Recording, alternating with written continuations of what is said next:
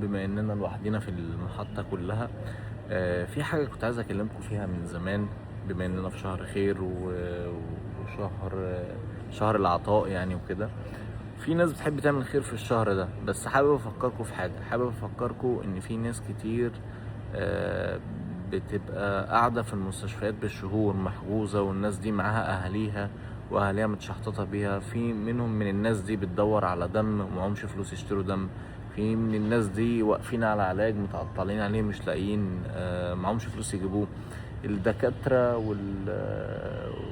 والناس يعني بتعمل خير بتحاول تجمع على قد ما تقدر. مثلا بيبقى في تبرعات في معظم المستشفيات، يعني بيحاولوا يجيبوا اللي يقدروا عليه، بس في ساعات كتير الموضوع بيعجز معاهم. فحابب افكركم ان في ناس في المستشفيات يعني محتاجة المساعدة دي، محتاجة بس اللي انت تعمل زيارة واحدة للمستشفى.